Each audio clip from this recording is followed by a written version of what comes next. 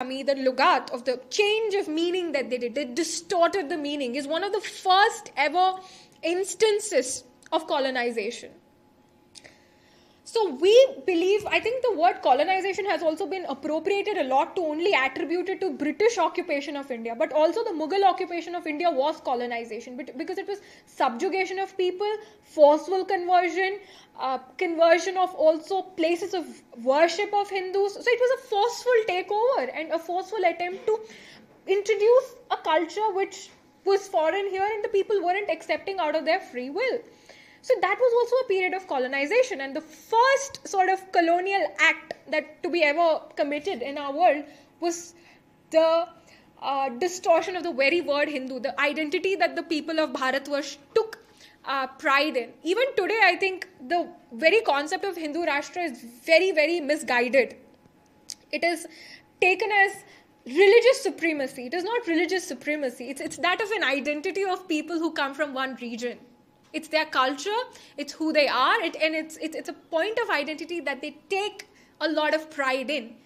It is mrug. It is not, it was basically tail which was shrunk to mrug.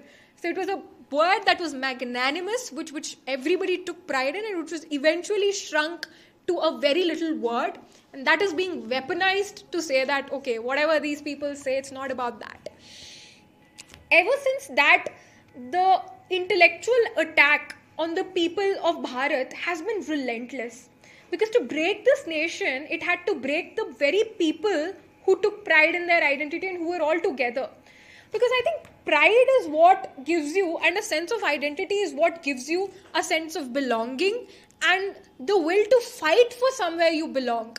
The only way you can defend yourself is when you truly believe in what you're defending. But when that belief goes away from you, that's when you truly stop believing in, whatever you want to, fight for.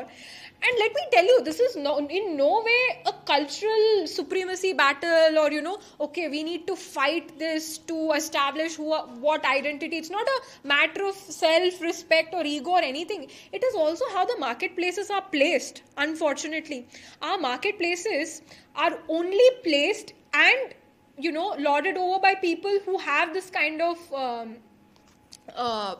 identity surety. The people who do not, that point is consistently used against them in marketplaces.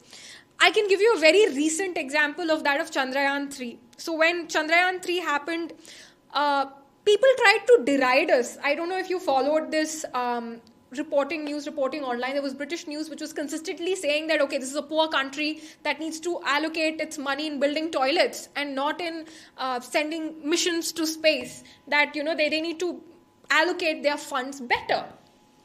Firstly, it was not a splurge.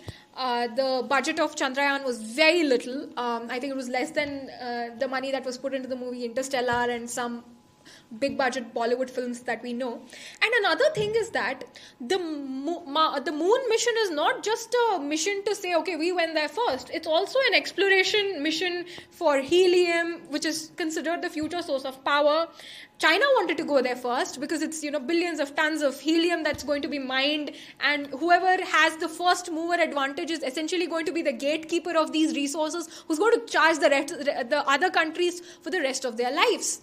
So it is a way to also lord over your marketplace, to remain rich and prosperous. The West has consistently attacked the identity and the self-respect of indigenous people and the East to keep them poor.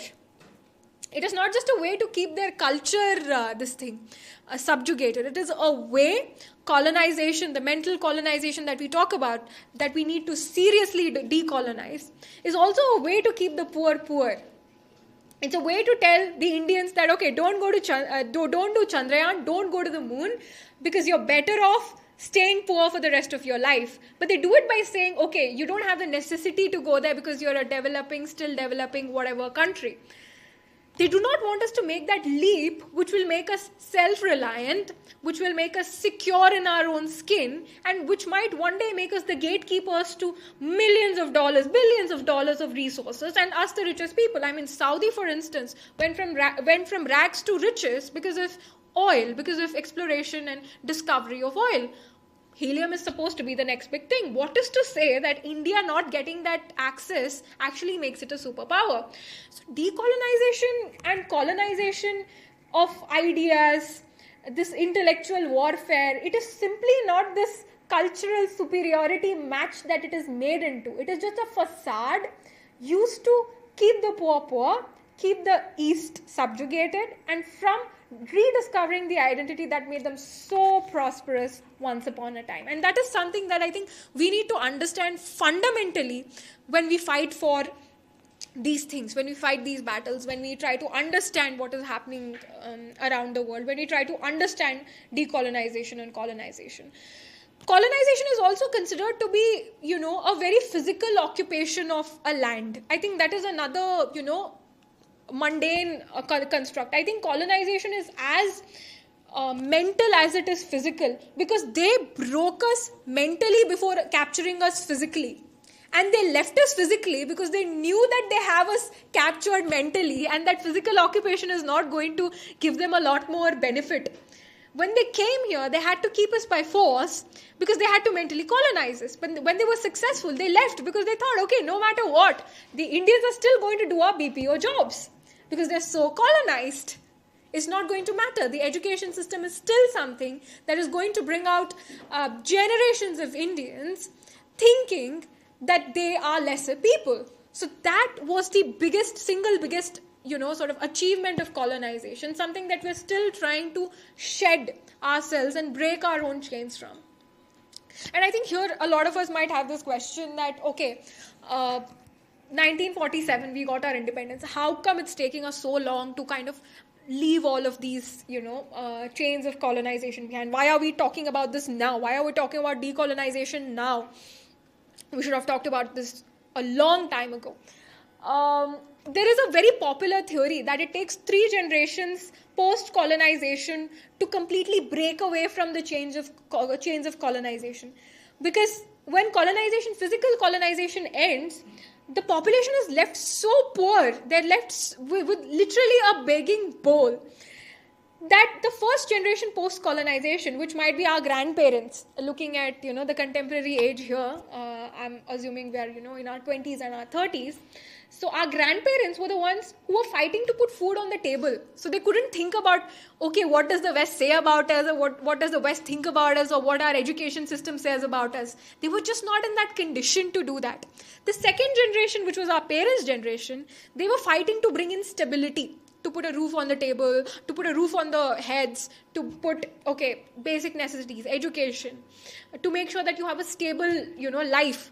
I think it's up to us now. It's the third generation which is born with food security, which is born with security of having a roof over their heads, that can finally engage in these conversations of, what decolonization means to us, what our identity really means to us. What does it truly mean to be independent in our thought, in our skin, and in our country? And how do we project this to the world in a way that will then bring our country to number one?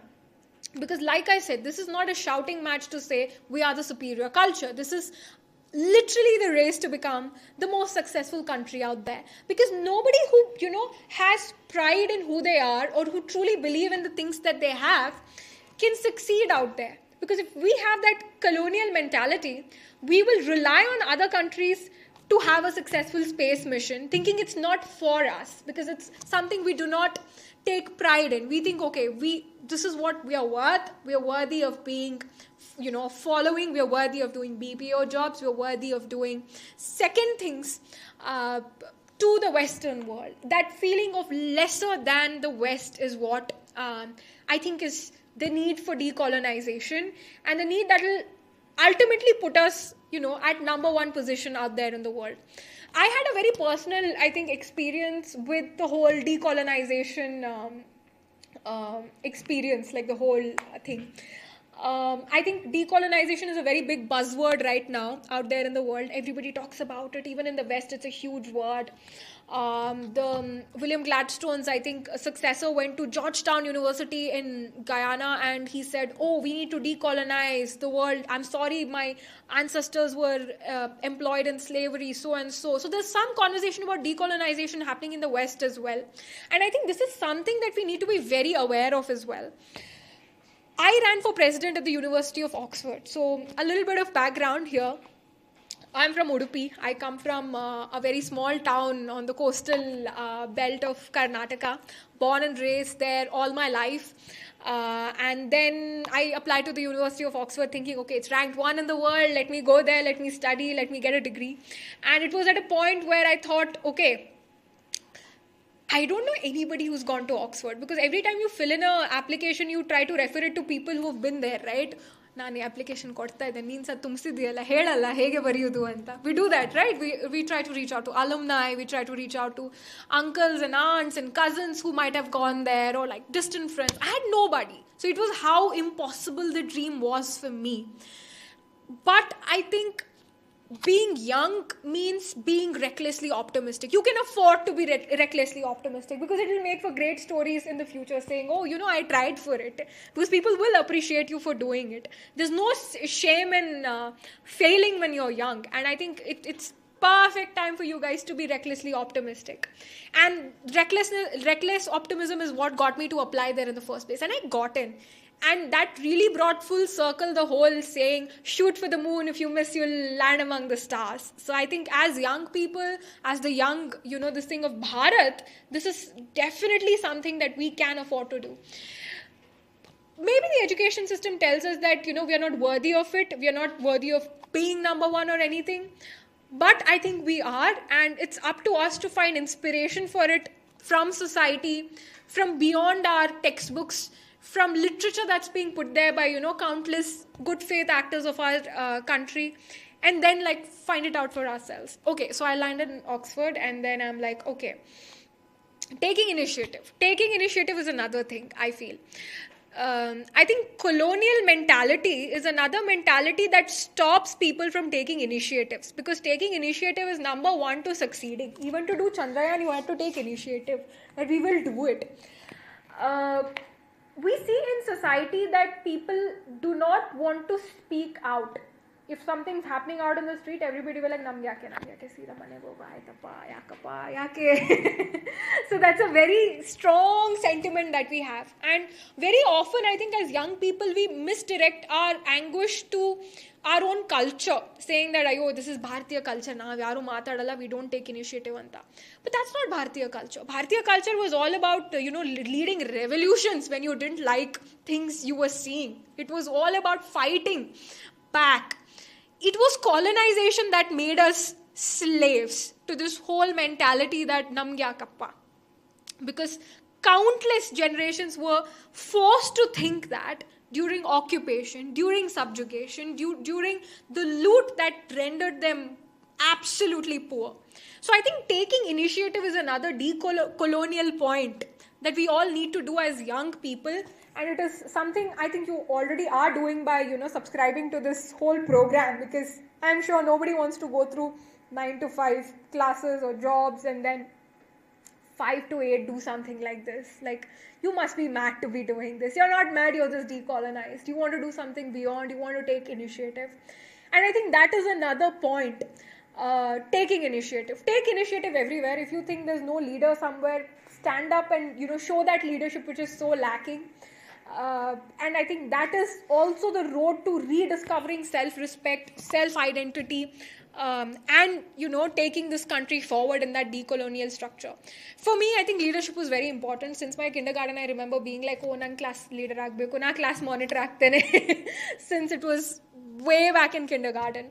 And I took the same mentality to Oxford as well. And in Oxford, I see, okay, the student union is very prestigious. There's no Indian leader.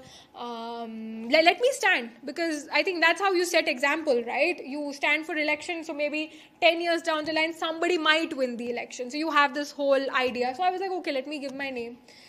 I was discouraged a lot by fellow Indians saying that ಅಯ್ಯೋ ನೀನು ಯಾಕಪ್ಪ ಮರ್ಯಾದೆ ಹೋಗ್ತದೆ ಒಂದೇ vote ಸಿಗ್ತದೆ ನೀನೇ ನಿಂಗೆ vote ಹಾಕ್ಕೊಳ್ಬೇಕು ಯಾರು ನಿಂಗೆ ಓಟ್ ಕೊಡಲ್ಲ so that was this huge debate that went on and on and on but I was like I don't care I really don't care not being self-aware is also I think is important of people's opinions people's comments people demeaning because that's what literally the British and so many other, colonizers did to India. They demeaned us, saying you're backward people, saying you people are not civilized and that we came and civilized you. This is a very popular rhetoric, by the way. They say colonization was positive experience for the indigenous people because we came and we civilized you people.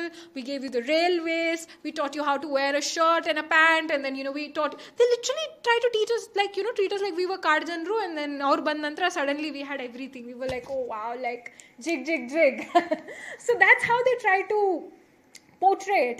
And that mentality, by the end of the day, carries on to us as a society as ಬೇರೆಯವ್ರು ಏನು ಹೇಳ್ತಾರೆ ನಮ್ಮ ಬಗ್ಗೆ. It is that colonial mentality again. We care so much about what others say because the British kept deriding us. They keep deriding us. The West keeps deriding us every time we do anything. I think the first Chandrayaan mission was that literal cartoon that turned up in The Guardian, I think, where a man with a cow is trying to, knock on the doors of the elite space club. So that is literally the mentality which is so ingrained in us that we care what people think about us. And I didn't care what people thought about me. And I think you shouldn't too. And that is another point of decoloniality that we need to imbibe in our own lives, because decolonization is not this huge elephant which is out there on display that we all need to go and tackle. It is ingrained in our own lives. It is a subconscious mentality that we have as descendants of a great civilization that was subjugated for a very long time. And we are not the first civilization that actually went through something like this. The Chinese also went through something like this. There's this very interesting book called Three Daughters. So it spans three daughters, in three different era of Chinese, this thing. So the Chinese were also colonized by the Japanese, just like how Indians were by British and before that. And the Japanese did horrible things to Chinese people. The women, the children. It's a horrible past. But the Chinese, you know what they say? We are a great people. This shouldn't have happened to us. So we do not acknowledge this at all. They say that this did not happen to us at all. They're so sure in their identity and self-respect that they deny the fact that they were subjugated. And, that is the mentality that they approach decolonization with. They're like, this didn't happen to us because we are so great. And look at us. We're like, ಅವ್ರೇನು ಹೇಳ್ತಾರೆ ಇವ್ರೇನು ಹೇಳ್ತಾರೆ ನಾವು ಯಾಕೆ ಹೇಳಬೇಕಿದೆ ಏನು ಮಾಡಬೇಕು. We have soaked it into our subconscious level. Instead of, pretending like, no, we are a great people. We were 43%, 44% of the world's GDP. No, we are a great people. This didn't happen to us. Let's pretend like it didn't. We're on our way to number one. You don't get to tell us that we can't do this. Namge akappa, nan yak madbeku. You can't say this to me. So we need to have that mentality. We need to have that attitude. That is decolonization by the end of the day. It's not this huge thing that we combat by writing articles, by writing... Of course, that is also part of the deal, but it's not just that. It's also something I think each one of us can do in our own lives. It's something that we can do in our friends' circle. When, someone tries to take initiative, support them, be there for them, tell them they can do it. Or encourage your own fellow people to do it. Like, truly be there as proud people who think they can, actually go conquer the South Pole of the moon and beyond. Have that mentality in you. So coming back to Oxford. So I won the election as well. So it was again, shooting for the moon, landing in the stars kind of a situation. And I ran on this whole platform of decolonization. And now you might wonder, like, okay, the West is so intent on being colonized. How come they supported the word colonization, like decolonization? How come they voted for you for decolonization? You might have this question because, okay, they are the colonizers. Why would they support a candidate who's saying decolonization? I think credit to us. Indians have been so successful across the world that now it has become increasingly impossible for them to deny the fact that decolonization more of a negative thing. They're kind of forced to say things like, okay, we apologize for slavery, we apologize for this, we apologize for that. It's not because they've suddenly grown a conscience. It's not suddenly because ಅವ್ರಿಗೆ ಅನ್ಸ್ತು, oh, slavery was bad ಅಂತ ಅವ್ರಿಗೆ ಅನ್ಸಿಲ್ಲ. It's because we have empowered us to a level, ourselves to a level that they're forced to acknowledge this point. Very recent debate on decolonization was the apology for slavery, which I think William Gladstone's great-great-great-grandson, he was a British Prime Minister, his great-grandson made in the Georgetown University in Guyana. And everybody like, wow, this guy is saying slavery was bad. I'm like, excuse me, the Guyanese president is a person of Indian origin. The Guyanese president for 2 terms has been Bharat Jagdev. He's this literal child of an indentured labor who was taken from India to work in the plantations of Guyana. When you're talking at a university in a country, we might well be appreciative of people saying slavery was bad, but I think it's very early for us to forgive them so easily, because I think coming from our country, our culture, we forgive everybody very easily, and then we forget as if, nothing has happened. I think that's bad, and that is not something that we should do so readily when so much is at stake. I experienced this myself because I ran on a platform of decolonization and they loved it. They were like, wow, brown person saying decolonization at Oxford. This is amazing. This is representation. The minute I won and I was like, okay, let's change the syllabus, people were like, no. That's not happening. This is about where we go. As long as you want to be a showpiece on the table, saying, okay, we're doing so much to change things, we're okay. But the minute you want to change the world order, people are going to have a problem. People are going to actively oppose it. We love the fact that Rishi Sunak is Prime Minister, but the minute he made that Cambridge speech, you saw how that Goldberg person came out saying, oh my God, like 2 million gods, what is this guy doing as Prime Minister of this country? Where have we come from Churchill's great era? That we are a great people and we've come to this. So they derided him, irrespective of how much he's contributing to their economy and their government, and saving literally their drowning government. So it's I think very ironic about how carefully we need to associate ourselves with the white man's rhetoric as well, because they never have our best interests at their heart, because it's all about marketplaces for them by the end of the day. So they're going to come at us intellectually with everything they can. So we cannot rely upon them to grow a conscience, apologize for what they've done, and give back all the money that they've looted. It is up to us to write our stories. It is up to us to reclaim things. And it is up to us to grow a spine and fight for it. Because they will use every ledge that they can to go back to how things were by packaging it in a very nice way. I think packaging is also something that we've seen increasingly happen greatly in our society. People speak about feminism, but they can't seem to acknowledge straight cases of patriarchy out there. People talk about human rights violation only as long as it's convenient for them to talk about it. The minute there's an actual human rights violation, they're like, oh no, we can't talk about this. Nobody wants to talk about the Hindus in Pakistan who've gone from like 13% to now 1%, less than 1%. Nobody wants to talk about it as a genuine human rights violation.